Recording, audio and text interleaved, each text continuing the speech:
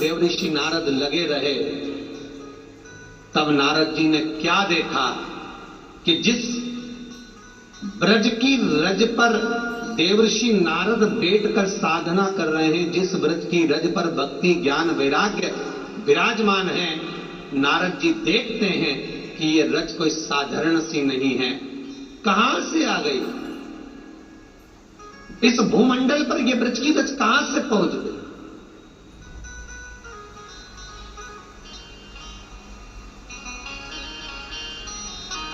वो चरित्र याद करो। प्रयागराज, प्रयागराज को प्रयागराज क्यों कहते हैं? क्योंकि तीर्थ का राज है। तीर्थों का जो गुरु है वो पुष्कर है, और तीर्थों का राजा कौन है? प्रयाग।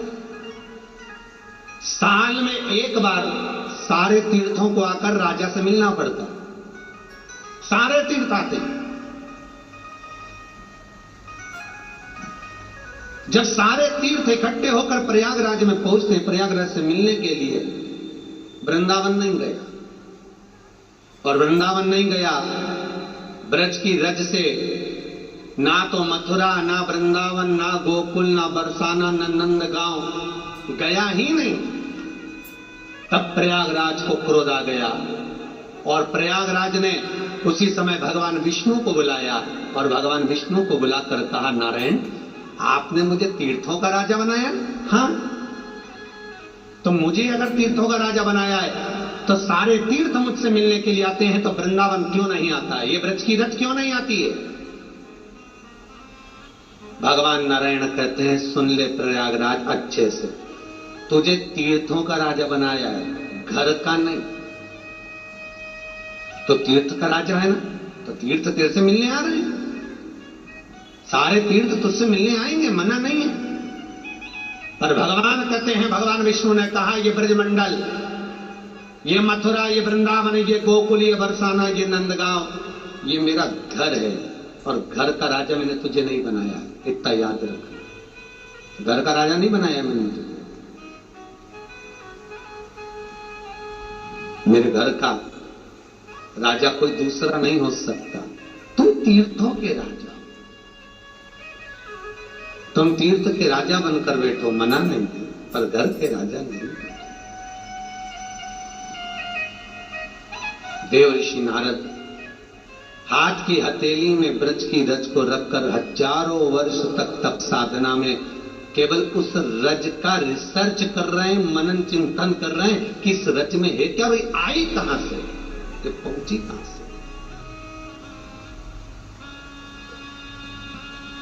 कहां से आई है ये। तब देवऋषि नारद ने देखा कि गौलोक धाम में भगवान कृष्ण और राधा दोनों विराजमान,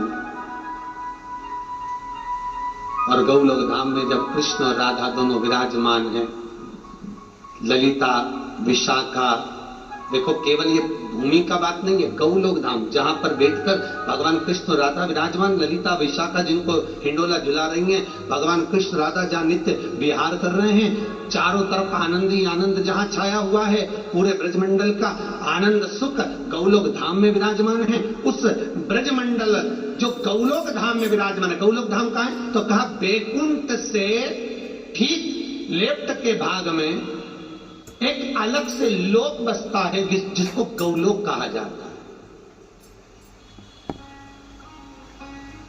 दुनिया के लोग जाना चाहते बैकुंठ, गौलोक धाम साइड में एकांत। इसलिए सूरदास जी ने अपने पद में लिखा, कहा करऊं मैं बैकुंठ के जाए।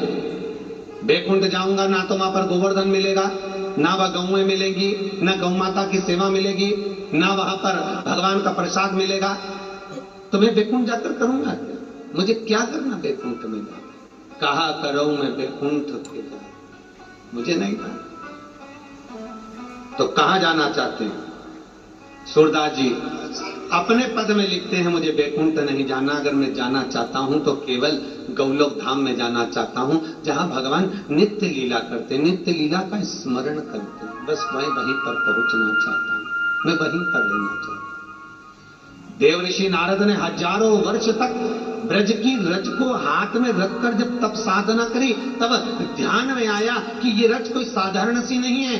ये गौलोक धाम में जहां भगवान कृष्ण और राधा सदा विराजमान हैं, उस गौलोक धाम की रज मृत्यु लोक में भगवान विष्णु अपना कृष्ण अवतार लेने से पहले उस गौलोक धाम की रज को इस ब्रज मंडल में पहुंचा दिए। भगवान स्वयं रामकृष्ण परमहंस का चरित्र याद करिए। मथुरा के रेलवे स्टेशन पर रामकृष्ण परमहंस जी हजारों भक्तों के साथ में जब उतरे, तो रामकृष्ण परमहंस जब मथुरा के रेलवे स्टेशन पर उतरते हैं तो पांव के बल नहीं उतरते, सिर के बल उतरते हैं। तो सारे शिष्यों ने कहा, गुरुदेव चोट लग जाएगी, आपके हाथ पैर में लग जाएगा, आप पांव के बल क्यों नहीं उतरते? रामकृष्ण परमहंस जी कहते हैं, जिस रज पर मेरे ठाकुर ने अपने चरण रखे हैं, उस रज पर मैं अपना सबसे पहले सिर रखना चाहता हूं, शीश रखना चाहता हूं। इसलिए रामकृष्ण परमहंस अपना सिर उस ब्रज की रज में रखने के लिए स्टेशन पर सिर के बल उतर,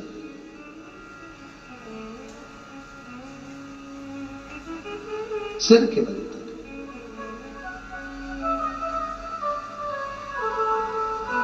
इसलिए महाराज वृंदावन जाने को जी चाहता है, वृंदावन जाने को जी चाहता है, राधे राधे गाने को जी चाहता है, राधे राधे गाने को जी चाहता है, वृंदावन जाने को जी चाहता है, वृंदावन जाने को जी चाहता है, राधे राधे गाने को जी चाहता है, राधे राधे गाने को जी चाहता है। आओ से टीवी के सामने दोनों हाथों से ताली से बजाते हुए और निवेदन करता हूं, बड़े प्रेम से आनंद से अलमस्त होकर भागवत कथा का रसपान।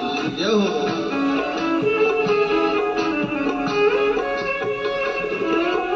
वृंदावन में गिरि गोवर्धन, वृंदावन में गिरि गोवर्धन, ओ वृंदावन में गिरि गोवर्धन, वृंदावन में गिरि गोवर्धन, पर कम्मा लगाने को जी चाहता है, पर कम्मा लगाने को जी चाहता है, पर कम्मा लगाने को जी चाहता है, पर कम्मा लगाने को जी चाहता है, राधे राधे गाने को जी चाहता है, राधे राधे गाने को जी चाहता है, राधे राधे गाने को जी चाहता है, राधे राधे गाने को जी चाहता है।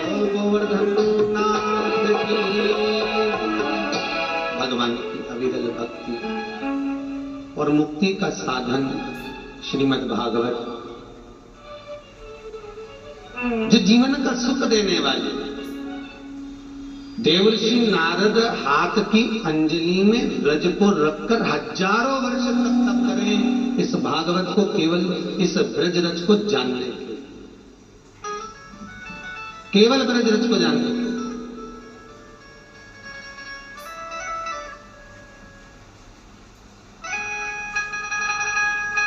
हाथ में यमुना जी का जल लिया, ज्ञान और वैराग्य पर छींटा, थोड़ा सा होश आया, देवऋषि नारद यहां से निकल गए, बीच में संत लोग मिल गए, उन संतों से निवेदन करा। सनकादिक ऋषि बोले, देवऋषि नारद इतनी जल्दी जल्दी में कहां जा रहे हो? इतनी जल्दी जल्दी में जा कहां रहे हो? देवऋषि नारद बोले, मुझे भागवत जी सुनना। कहां मिलेगी? सनकादिक ऋषि बोले, भागवत तो हम सुना देंगे। लगाओ व्यासपीठ की तैयारी करो। पर शर्त केवल इतनी सी है, सनकादि ऋषि करें, कथा सुनने से पहले सुन लो। क्या? ये तुम्हारी जो आवाज आई है ना बार बार, जो तुम्हें श्राप लगा है कि तुम एक जगह नहीं बैठ सकते, ये छोड़ना पड़ेगा। नारद जी बोले, ये तो दादा हमको श्राप लगा, हम तो खुद ही एक जगह बैठने का मन करता है हमारा, तो अपन तो करें क्या? मन तो खूब करता है।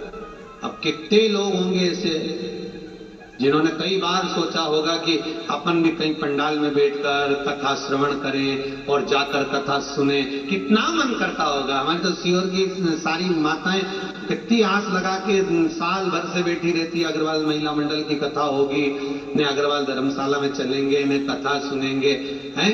कितनी आशा लगा के बैठी, पर बीच में ये बापड़ा लॉकडाउन आ गया, कई करे तो अब ये लॉकडाउन आकर पड़ गया, तो कितनी आशा लगा के बैठे थे।